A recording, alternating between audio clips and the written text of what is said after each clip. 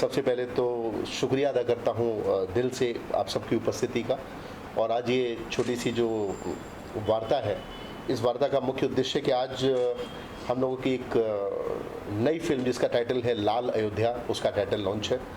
और ऐसे बहुत कम ही भाग्यशाली लोग हैं इंडस्ट्री में बतौर निर्देशक, जिन्हें कि अपने जब किसी भी प्रोजेक्ट को शुरू करते हैं तो फिल्म इंडस्ट्री के दिग्गजों का जिन्हें आशीर्वाद मिलता है, और मैं लकीली उनमें से एक हूँ। और मैं अपनी जितना भी मेरा अब तक जो काम किया है मैंने इंडस्ट्री में, मैं समझता हूँ उसका एक जब फल मिलता है आपको, तो आज का दिन शायद वो फल ही है कि आज हमारी भारतीय सिनेमा के दिग्गज श्री पहलाज निहलानी जी का आशीर्वाद हमें मिला और उन्होंने मेरी फिल्म लाल अयोध्या का टाइटल लॉन्च किया। और मेरी फिल्म के प्रोड्यूसर हैं श्री अमरजीत मिश्रा जी, उन्होंने मुझ पर भरोसा किया और जिन्होंने इस फिल्म की स्टोरी भी एग्जैक्टली उनकी अपने द्वारा लिखी गई स्टोरी है। और बतौर कैरेक्टर भी वे शायद इस स्टोरी का बैकएंड हिस्सा है, क्योंकि लाल अयोध्या में जो जितना भी घटनाक्रम हुआ है वो उस घटनाक्रम के खुद एक सशक्त पात्र है। और वहीं पे इस फिल्म का संगीत जो निर्देशन है वो श्री आनंद शर्मा जी कर रहे हैं, और उनके साथ काम करना मेरे लिए मतलब परम सौभाग्य की बात है। बहुत इंडस्ट्री के ऐसे कम निर्देशक होते हैं जिन्हें इतने गुणी लोगों के साथ काम करने का मौका मिलता है। एक लेगेसी है आनंद जी की संगीत घराने में। तो मेरे पास बहुत ज़्यादा शब्द नहीं है, और क्योंकि आज की इस जो ये आयोजन है, इसका जो मुख्य दारोमदार हैं हमारे बॉस हैं और हमारे इंडस्ट्री के बहुत ही दिग्गज शख्सियत हैं श्री पहलाज निहलानी जी, तो मैं अनुरोध करूंगा पहलाज जी से कि वो 2 शब्द जरूर कहें। नमस्कार जी। आज जो है मुझे ये मौका मिला है अमरजीत जी के द्वारा और दुष्यंत और आनंद जी के द्वारा और पंडित जी हमारे जो है ख़ास इस कार्यक्रम के लिए आए हैं उज्जैन से।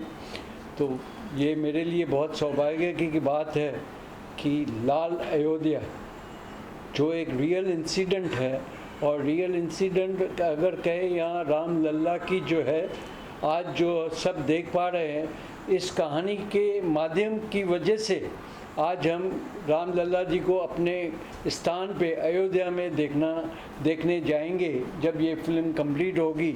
और जो ये चश्मदीद गवाह है और चश्मदीद लोगों का जो सहयोग जो इनको मिला, या ये इन्होंने लोगों को सहयोग दिया, तो मुझे लगता है तब ये जाके पॉसिबल हुआ कि सारी सरकारें तो लगी हुई थी, किसने कुछ खोया, किसने आज जाके कुछ पाया।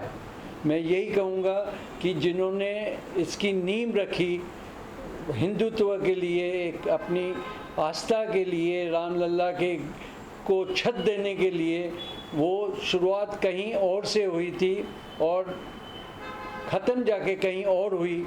जो जिन्होंने पहल की वो तो आज रहे नहीं, लेकिन आज जो उस टाइम नहीं रहे, आज उनकी वजह से राम लल्ला जो है का दर्शन हम कर पा रहे हैं।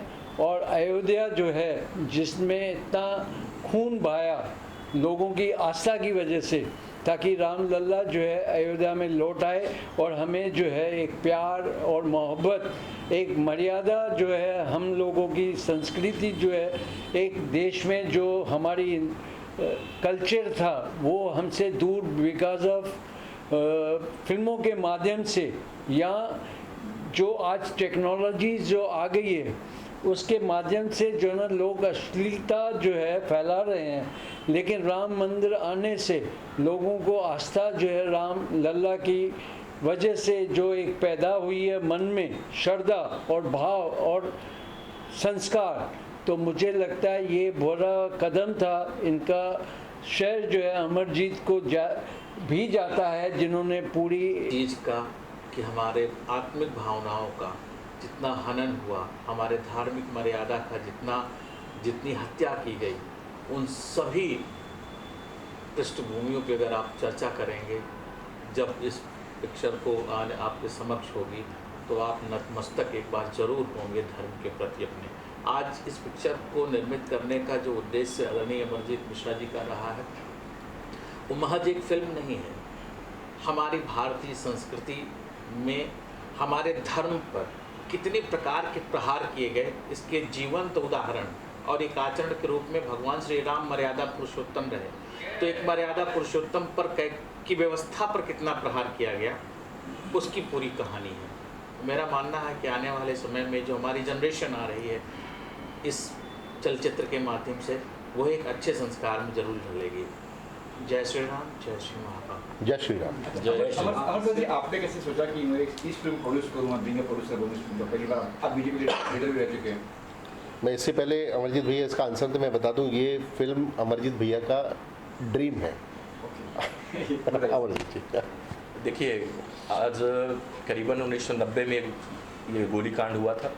आप 1990 से लेकर के अगर आज देखा जाए तो आज 2024 चल रहा है। 1990 और 2024 में एक जनरेशन का जन्म भी हो जाता है और लगभग बड़े भी हो जाते हैं।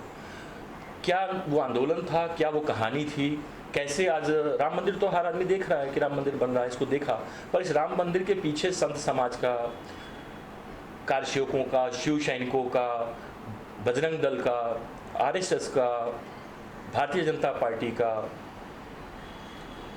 पूज्य विजय कौशल जी महाराज का, साध्वी रितंबरा दीदी का क्या बलिदान रहा, किस तरीके से उन्होंने काम किया, कितना संघर्ष किया, कितनी मेहनत की।